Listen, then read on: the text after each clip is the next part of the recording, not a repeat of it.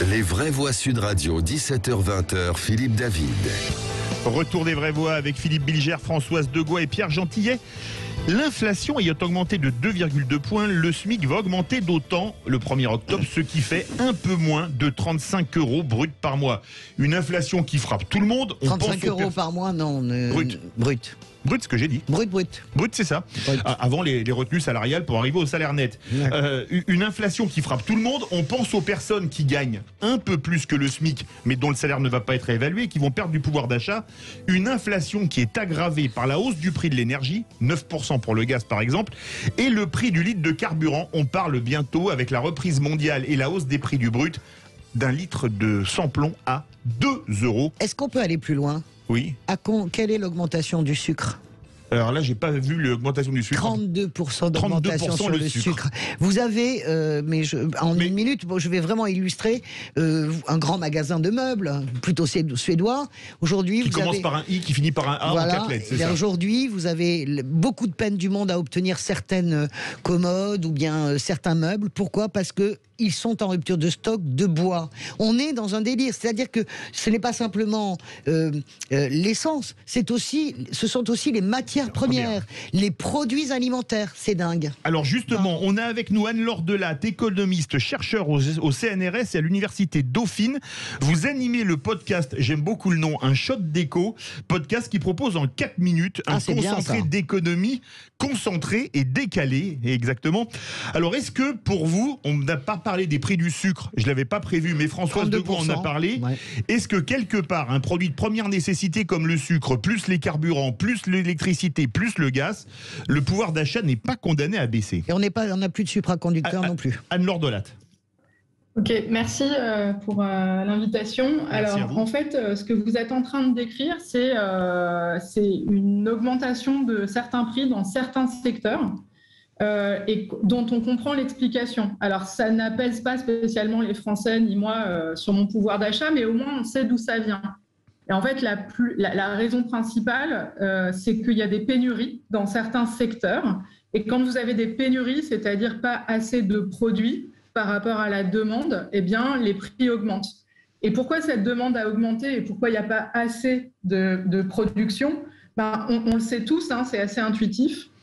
Du côté de la production, vous avez eu le grand confinement et après plein d'arrêts de chaînes de valeur, c'est-à-dire de chaînes de production partout dans le monde. Or, on dépend en fait du monde entier. Donc ça, c'est vraiment une fragilité de notre système.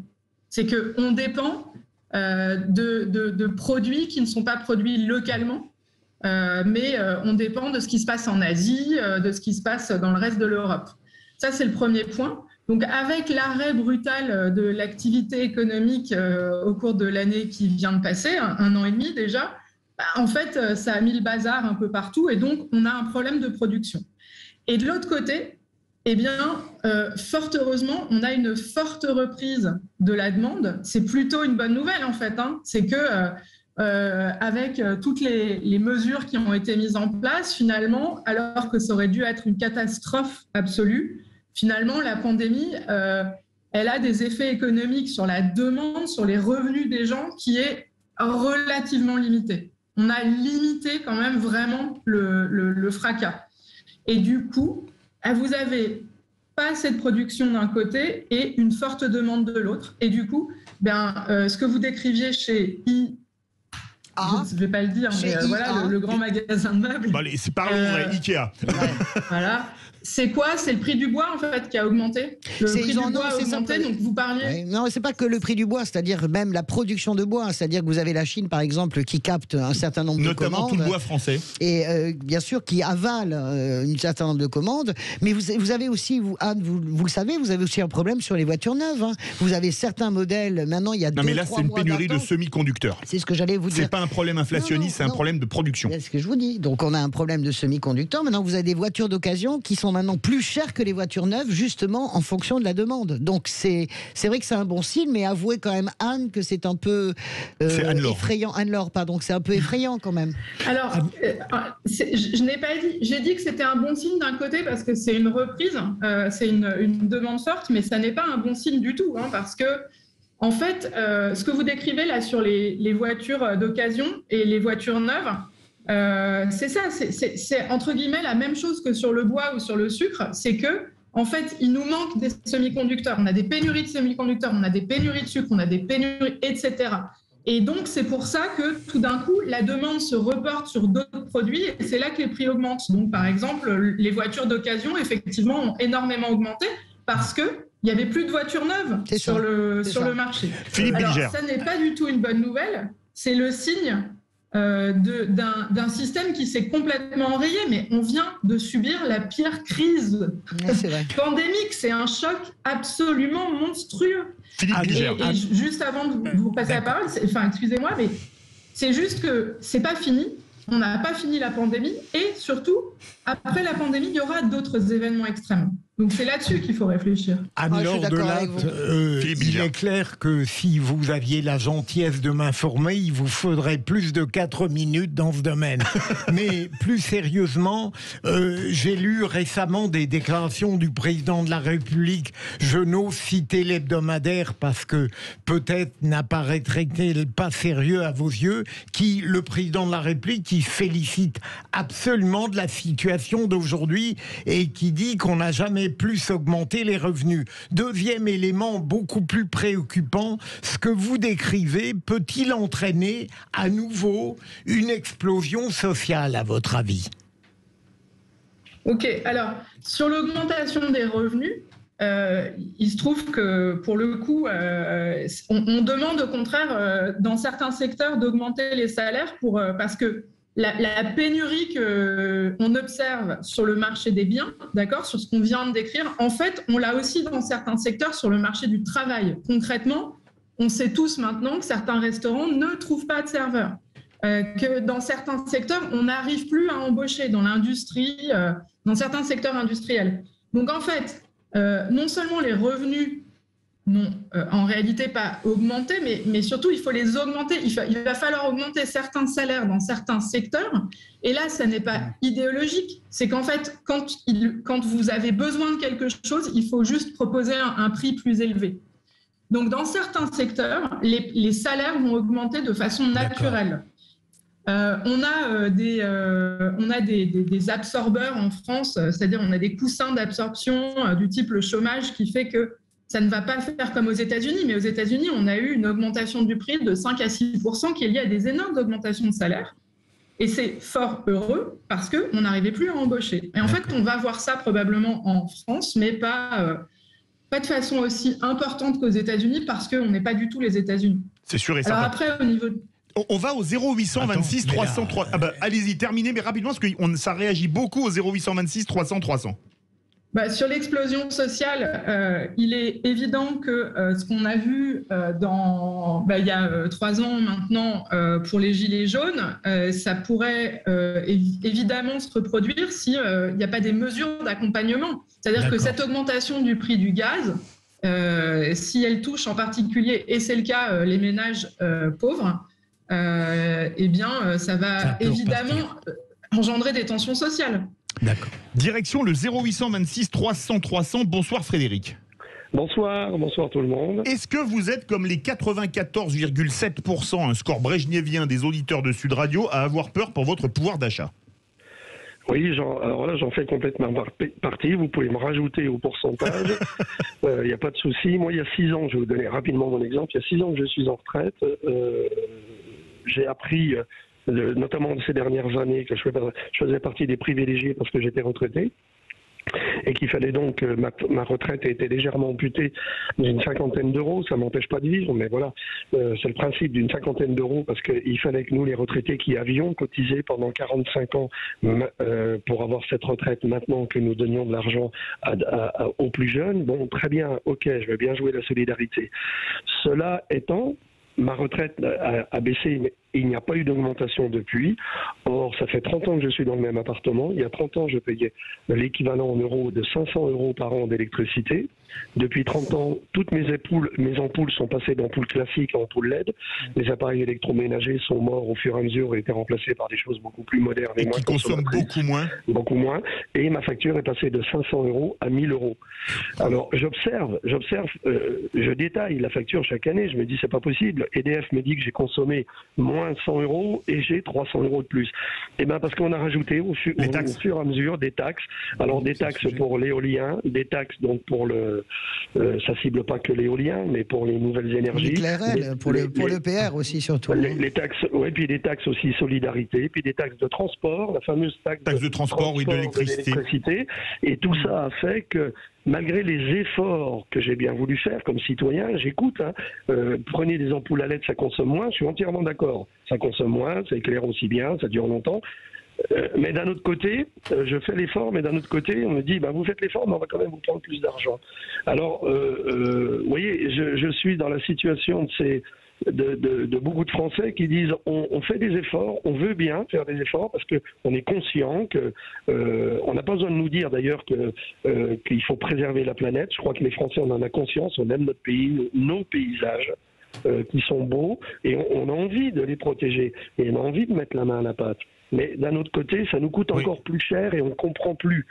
Je voudrais faire un commentaire là sur les jeunes, là, les employeurs qui n'arrivent pas à trouver de jeunes dans les restaurants, etc. C'est le cas de mes enfants qui sont étudiants et qui travaillent dans les restaurants. Moi, ma fille, quand on lui dit tu travailles de 11h à 23h, et tu seras payé tout juste le SMIC, je trouve pas ça bien normal, quoi. Il faut, et vous avez raison de dire, ça fait partie des salaires qu'il faut augmenter. Si les jeunes, on les paye, ils vont venir, parce qu'ils ont envie de travailler. Justement, je donne la parole à Pierre Gentillet, et on va retourner voir Anne-Laure Delatte. Merci beaucoup Frédéric pour ce témoignage doublement intéressant. Super témoignage, merci Frédéric. Je rejoins en partie ce qui a été dit. Bien dans le micro. J'ai un peu de mal décidément avec le micro. Je rejoins en partie ce qui a été dit, à ceci près que je pense qu'il faut pas faire le focus uniquement sur les salaires. La pression fiscale est quand même monstrueuse. Là, on parle du pétrole. Est-ce qu'on sait que sur 1 litre de pétrole, on a 47% qui part dans la taxe intérieure de consommation des produits énergétiques, et vous ajoutez également la TVA qui fait 16%. Ça veut dire qu'on a un produit qui est taxé à plus... Exactement. Vous avez fait un bon calcul. À plus de 50%. C'est tout à fait ça. Chiffre, et c'est en fait, là, l'État a clairement un levier direct pour permettre aux ménages de respirer mieux avec cette question de l'essence. Ensuite, la deuxième chose que je voudrais dire, c'est que, et je le ressens un peu dans le témoignage de ce monsieur, c'est que, vous voyez, on est revenu à la situation d'il y a 2 ans avant. Et on est dans une situation pré-gilet jaune. La politique est en train de revenir progressivement, on le voit, on parle de, avec la candidature de Zemmour, on va en parler sans doute après aussi, mais on reparle un peu de politique. Le Covid avait congelé absolument tout le contexte politique. Social. On ne parlait que de ça, on mangeait Covid, on bouffait Covid, et on avait complètement oublié qu'il y a toute une France qui souffre, qu'il y a une France qui a été sortie à l'occasion des Gilets jaunes, etc. Les Gilets jaunes sont sortis pour les histoires de limitation, mais aussi, n'oubliez pas, la taxe carbone. Donc, précisément, ici, on se trouve dans une situation pré-Gilets jaunes. Exactement, c'était à la rentrée, c'était en fin septembre, début octobre. Les premiers mouvements, c'est le 17 novembre. Ah pardon, alors autant pour moi. Donc on est dans une situation vraiment pré-Gilets jaunes avec ça. Non, voilà. Françoise Degois, parce qu'on va retourner voir Anne-Laure Delatte. Mon problème n'est pas gilet jaune ou pas, en fait. Mon problème, ça peut être une conséquence. Non, mais la question, c'est qu'il y ait un retour, qu'ils n'ont jamais fini, des gilets jaunes ou pas. De toute façon, cette question va travailler l'opinion en profondeur, va véritablement travailler l'opinion. Et c'est pour ça que je tente quelque chose qui a l'air contre-intuitif, mais qui est mon intuition de l'instant. Il n'est pas du tout certain que la présidentielle se fasse sur les thèmes qu'aujourd'hui nous développons. Tout le monde court après Le Pen, qui court après Zemmour qui court après Le Pen, qui court après Macron, etc. Sur cette question de l'immigration et de la sécurité. Mais en réalité, vous savez, c'est pour en avoir fait beaucoup de présidentielles, en tant que journaliste et en tant qu'organisatrice, notamment celle de François Hollande, je peux vous dire qu'un sujet de présidentielle ne se décrète pas. Et en réalité, il s'impose. Et je ne suis pas du tout certaine que ce soit l'immigration qui s'impose. Je crois que ce qui arrive socialement me paraît beaucoup plus puissant, ainsi que l'écologie. Justement, Anne-Laure Delatte, vous avez entendu Frédéric de Paris et également Pierre Gentillet et Françoise Degois. Les retraites, elles n'augmentent pas pas, donc les retraités, ils perdent du pouvoir d'achat, ça c'est une évidence. Frédéric a dit, et on parlera de Pierre après, Frédéric a dit, moi mes enfants veulent travailler en restauration, mais ça paye rien le SMIC pour travailler de 11h du matin à 11h du soir. On parle de l'inflation des prix, l'inflation des salaires. Est-ce que c'est une utopie ? En fait, moi, ce que j'ai entendu dans le témoignage de Frédéric, c'est que ses impôts avaient beaucoup augmenté sur l'électricité aussi.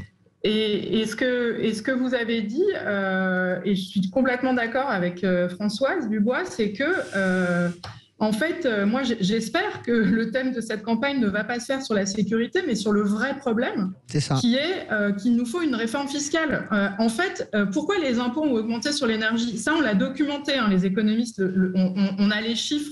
En fait, tout ce qui est base imposable, qui ne peut pas bouger, tout ce qui est immobile, c'est-à-dire quasiment vous et moi et les PME, les impôts ont augmenté. En revanche, tout ce qui est multinational et super riche, les impôts ont baissé. Et évidemment, ça n'est pas idéologique. Avec la flat tax, c'est dans les chiffres. Bien sûr, c'est la réalité. Pourquoi ? Parce qu'il y a de la concurrence fiscale, parce qu'on a des marchés de capitaux libéralisés, etc.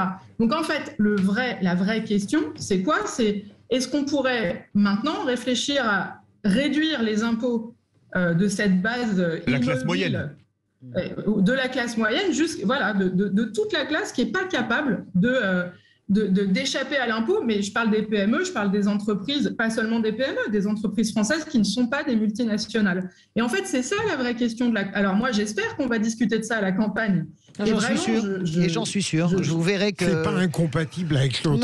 Non. Alors en fait, justement, ça, on marche pas sur une seule jambe. Si, bien sûr. Alors plusieurs jambes. Non, ça n'est pas vrai. Ça n'est pas vrai pour une présidentielle. Ça n'est pas vrai. Sarkozy n'a pas marché avec deux jambes. Il a marché sur précisément un axe libéral et un axe plutôt sécuritaire. Je ne parle pas du tout de ça. Je parle des thèmes qui s'imposent. Vous avez un thème dans une campagne qui s'impose. Sarkozy, en 2007, il gagne sur travailler plus pour gagner plus. Il gagne que là-dessus.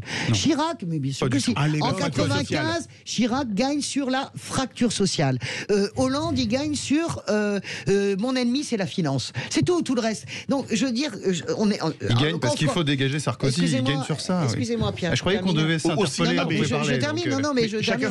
On s'interpelle. Mais je vous dis juste que je comprends très bien qu'il y ait les champs entre l'immigration et la sécurité. Je pense que à un moment donné, dans une présidentielle, un sujet s'impose, et je ne suis pas certaine que le sujet de l'immigration qu'on voit et qui nous saute au visage matin, midi, soir, soit celui-là. Je n'en suis pas sûr. Je crois même... Très court, et on finit avec Anne-Laure Delatte. C'est votre avis, et c'est l'avis de la chercheuse du CNRS. Hein, je respecte tout à fait. Moi, je pense que c'est un sujet majeur. Je pense qu'on peut traiter plusieurs sujets. Je pense qu'il peut y avoir un sujet majeur et des sujets secondaires. Et je pense, mais ça va peut-être changer, qu'avec l'arrivée d'Éric Zemmour, avec une radicalisation de la gauche, si demain Sandrine Rousseau est la candidate des Verts, par exemple, ça fera aussi beaucoup réagir. Eh bien, oui, mais ça va faire réagir dans le débat public. Et je pense que comme on va sortir, j'espère qu'on va sortir de ce contexte Covid, la question de l'immigration, avec la présence Zemmour, avec une droitisation, on l'a vu dans les derniers sondages, de l'électorat, va amener naturellement ce sujet. Le mot de la fin à Anne-Laure Delatte. Vous pensez que la hausse des prix, c'est pas terminé très rapidement ?